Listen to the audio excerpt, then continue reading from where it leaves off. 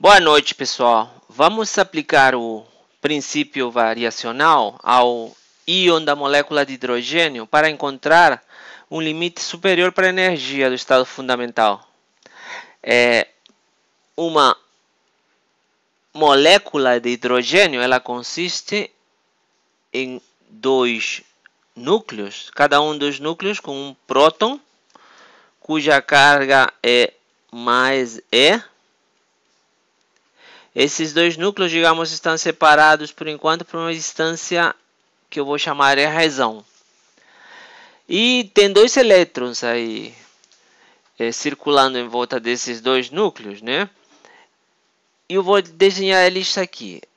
Digamos, um elétron em esse ponto e outro elétron em esse outro ponto, tá? Para essa molécula, então, ser um íon, digamos, H2+, então um desses elétrons ele foi para o espaço. Você ficaria então com dois prótons e um elétron. E esse elétron vai sofrer o potencial coulombiano desses dois prótons. Digamos que o primeiro próton se encontre a uma distância R1. Então, o potencial sofrido por esse elétron vai ser, devido a esse próton, vai ser igual a, seria a constante, né, K, seria 1 sobre 4πy0, vezes a carga dos dois, que vai dar menos E ao quadrado, isso vezes 1 sobre a distância entre eles dois, né, R2. O segundo próton ele vai afetar o elétron, então precisamos encontrar essa distância R2 entre eles dois, e o potencial vai ser parecido, né? Menos 1 sobre 4πy0 vezes C ao quadrado, 1 sobre R2. Aqui eu coloquei R2, mas é R1, né? Então, esse é o potencial sofrido pelo elétron. E, além disso, o elétron tem uma energia cinética que está dada pela expressão menos H cortado ao quadrado sobre 2 vezes a massa vezes o Laplaciano, né? E isso tudo seria o hamiltoniano daquele elétron. Então, o que vamos fazer é aplicar o princípio variacional para encontrar um limite superior para a energia do estado fundamental desse íon. Então, precisamos encontrar uma função de onda de teste φ. Para construir essa função de teste, eu vou considerar primeiro o sistema formado pelo próton, pelo primeiro próton e pelo elétron. Esse primeiro próton e esse elétron, eles vão interagir, e se esse segundo próton não existisse, eles teriam uma função de onda φ0, que corresponde ao estado, à função de onda do estado fundamental do átomo de hidrogênio, né? Porque você tem só um próton e um elétron. E ele, você lembra que isso aqui está dado por essa expressão aqui. Nesse caso é R1, né? 1 sobre a raiz quadrada de π vezes A ao cubo é A menos R1, nesse caso, sobre A. Tá? Mas o outro próton ele também interage com o elétron. Então, aqui vamos ter outra função de onda, também φ0, só que agora φ0 de R2, 1 sobre a raiz quadrada de π ao cubo é A menos R2 sobre A. Isso aconteceria se os dois prótons interagissem somente com o elétron, né? Quer dizer, eles independentemente. Mas agora o que temos é uma combinação dos dois. Os dois estão se sobrepondo.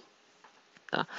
Então, é razoável utilizar uma função φ que seja uma combinação linear desses dois estados. esse método, né, é chamado pelos químicos quânticos de LCAO, Linear Combination Atomic Orbital, ou CLOA, combinação linear de orbitais atômicos, né? CLOA, combinação linear de orbitais atômicos. Então, essa função de teste, ela seria uma combinação, né, dessas duas funções de onda. Φ, então, seria igual a φ0 de R1 mais φ0 de R2, né, e tudo multiplicado por um fator de normalização, digamos A. Tá? Então, essa aí vai ser minha função de teste. Então, a primeira coisa que temos que fazer é normalizar, né? Então, 1 é igual a integral de φ ao quadrado de cubo E, né? Quando substituímos a expressão de φ aqui dentro dessa integral, eu vou melhor colocar aqui. 1 vai ser igual a... O A vai ficar ao quadrado, né? Eu vou colocar ele fora. E vou ter... Primeiro seria a integral desse cara ao quadrado. Φ0 de R1 ao quadrado. De cubo de R. Mais agora o segundo φ ao quadrado. Φ0 de R2 ao quadrado de cubo de R. Mais agora o termo cruzado. A integral de φ0 de R1. Aqui já não tem aquele valor absoluto, né? φ0 de R1, φ0 de R2, d cubo de R. Agora, esse termo aqui, já que φ, esse aqui já é normalizado já. Então, esse termo aqui é igual a 1, esse termo aqui é igual a 1. E vamos ter, então, que calcular esse termo aqui, que eu vou chamar... Aqui faltou um 2, né? Duas vezes, né? O produto do primeiro pelo segundo. Eu vou chamar essa integral aí de integral I. E vamos calcular ela. Ela é o que? É o produto escalar, né? O produto interno da primeira função de onda pela segunda função de onda. É isso? Vai ser igual a... Então, seria essa vezes essa, né? Seria a constante vai ficar ao quadrado, né? Vai ficar 1 sobre π ao cubo. E aqui vamos ter integral, né, de E elevado a menos. Seria R1 mais R2 sobre A. E D cubo R.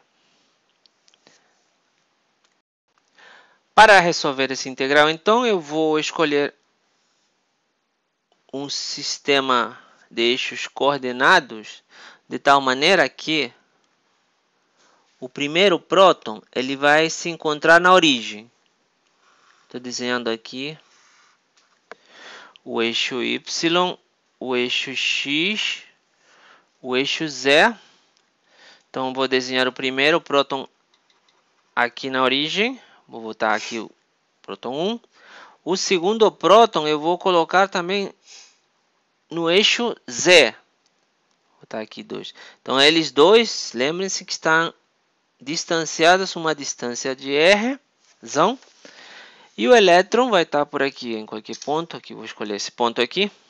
Aqui temos o elétron. Então, a distância, tínhamos visto que a distância do elétron ao primeiro próton tínhamos chamado de R1.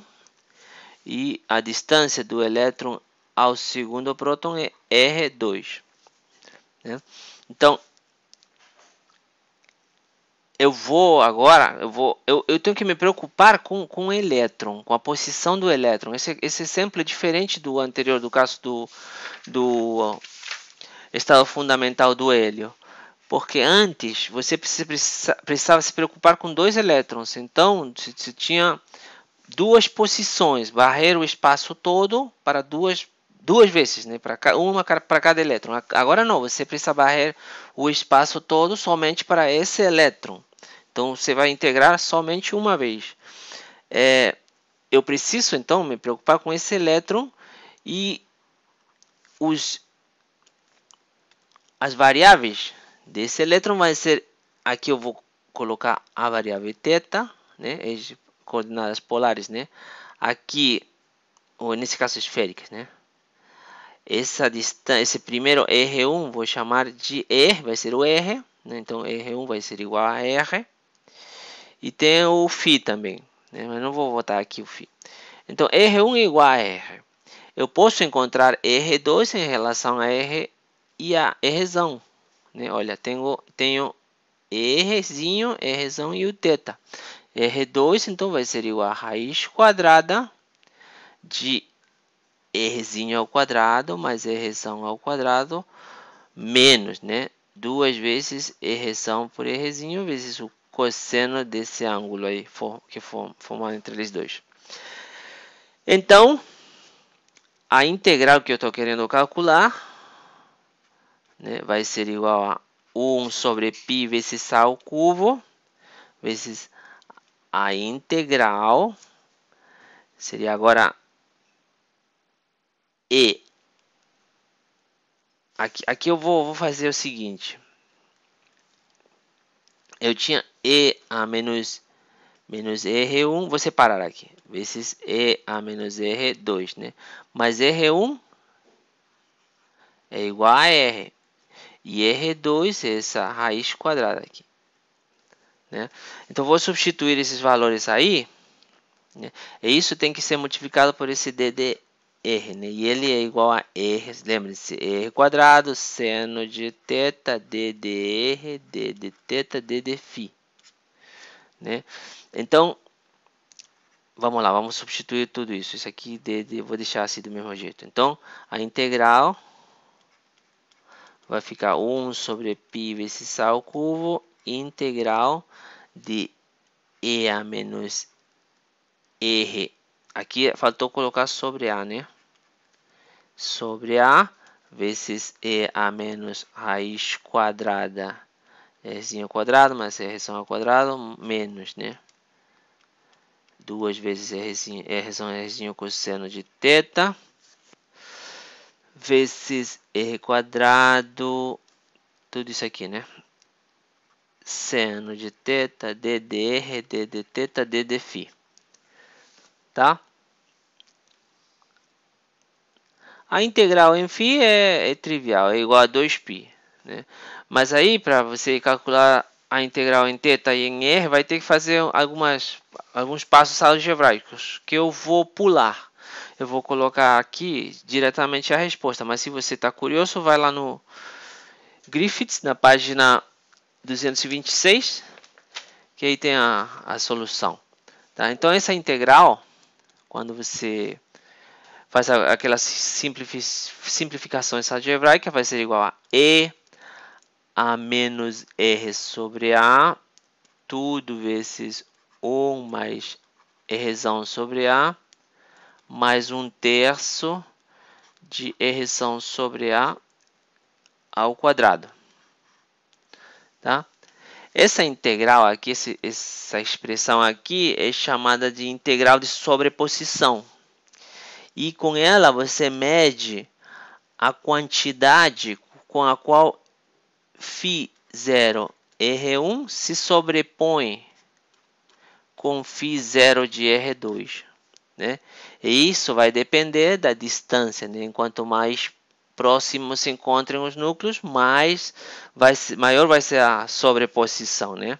Essa integral, ela vai, quando R vai para zero, então a integral I, vamos botar aqui, I vai para 1. E quando R tende a infinito, I também tende para 1. Tá?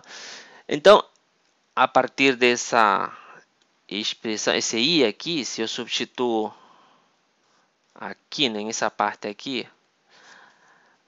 daqui temos que 1 é igual a vezes 2 mais 2i, né? Então, eu encontro I, eu posso encontrar A em função de I, e vai ficar como? Esse A. A ao quadrado é igual a 1 sobre 2 vezes 1 mais I. Era ao quadrado, né? Eu coloquei A aqui ao quadrado. Perdão. Aqui é o quadrado.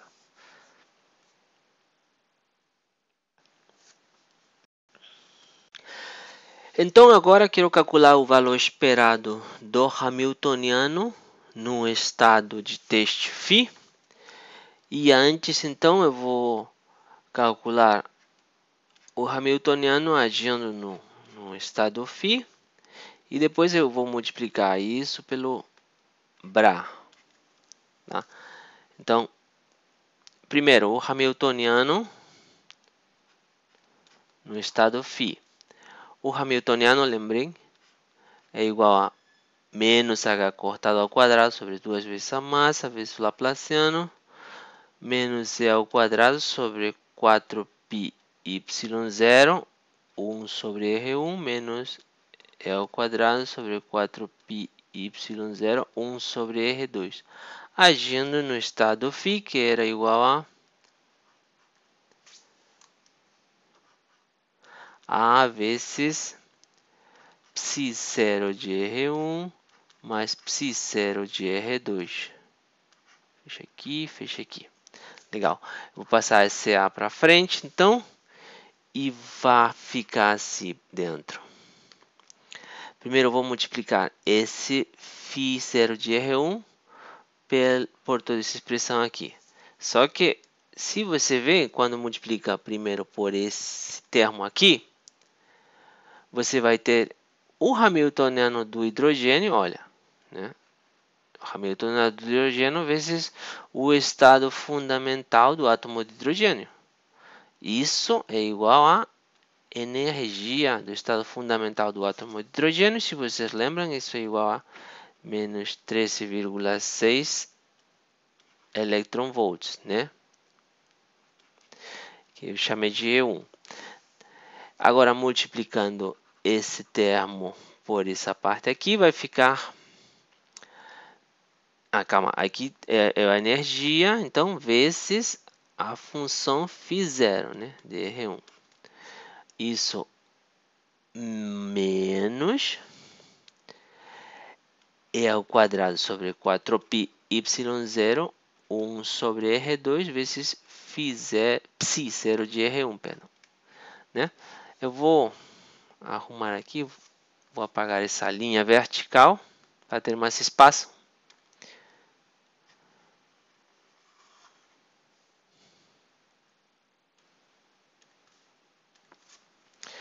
Então agora, esse termo aqui, se eu multiplicar, vou multiplicar pelo primeiro, pelo que está dentro desse colchete, isso aqui, né?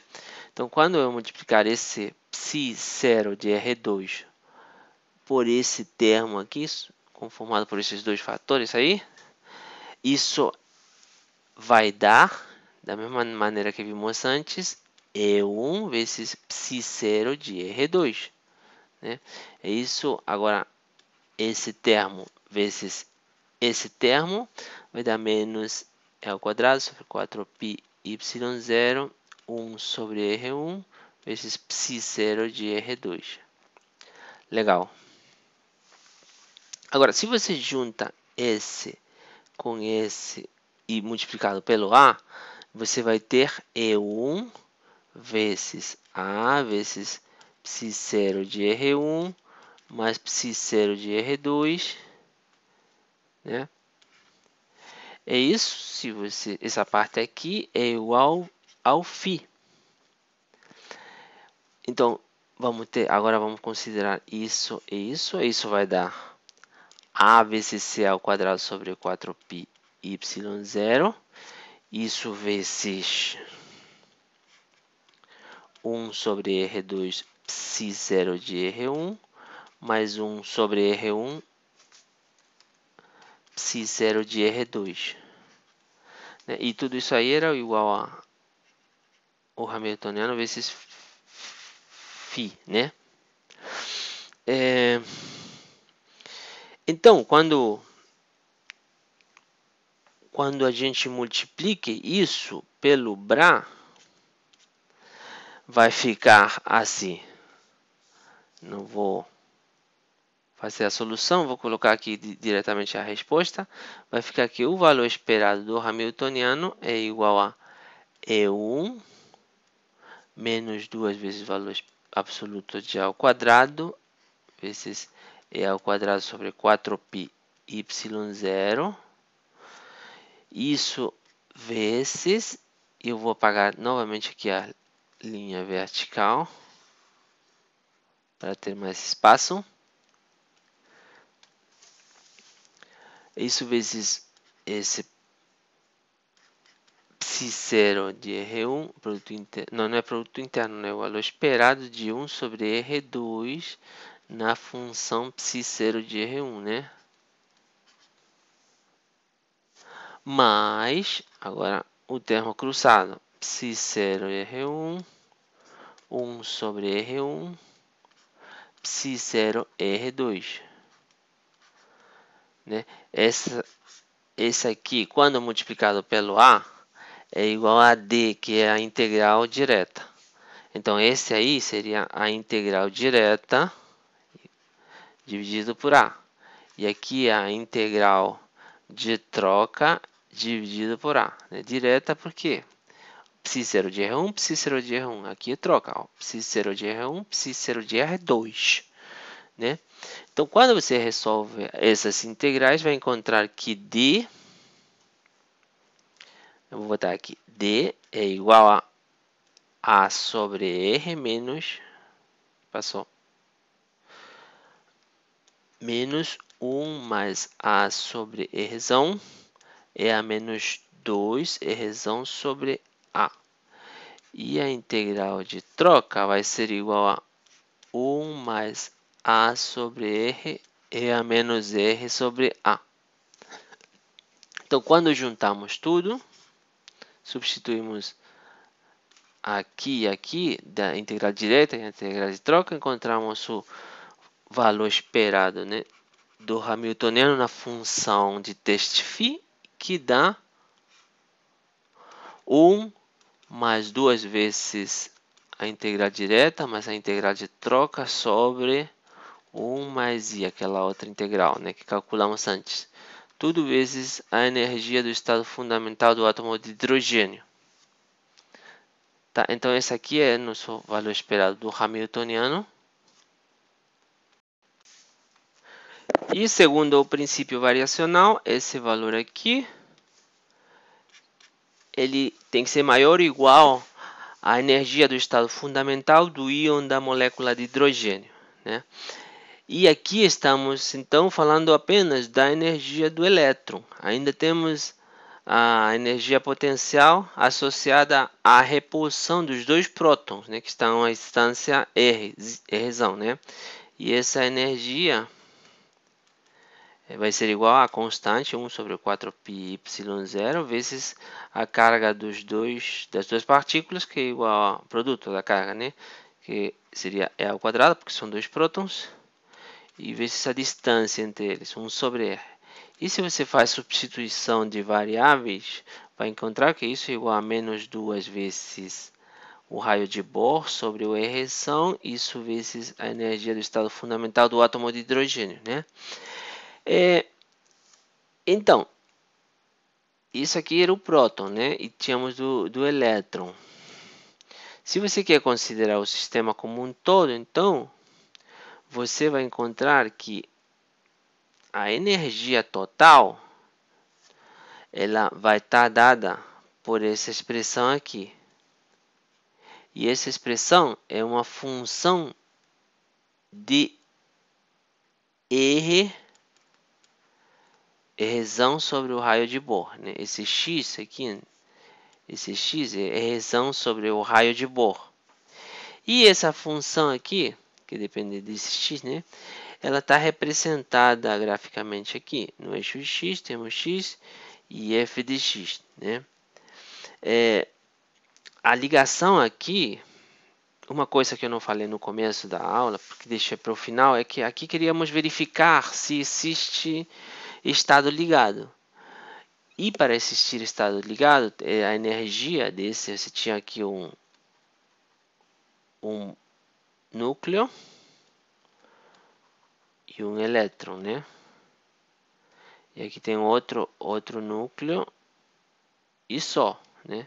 Então aqui você tem, se tivesse só isso sozinho, seria a energia do estado fundamental do átomo de hidrogênio. E esse aqui não teria energia zero. Então, para ter certeza de que existe um estado ligado, então a energia do sistema deveria ser menor que essa energia do estado fundamental, que ele sozinho aqui e outro por aí também sozinho. Para haver ligação, tem que estar os dois juntos e essa energia tem que ser menor que essa energia desse sistema aqui, quando estão separados, né? E efetivamente vemos que essa função f de x tem uma região, que é essa aqui que eu estou escurecendo, o f de x é menor nessa região aqui, né? Vou botar assim melhor. Nessa região, o f de x é menor que menos 1.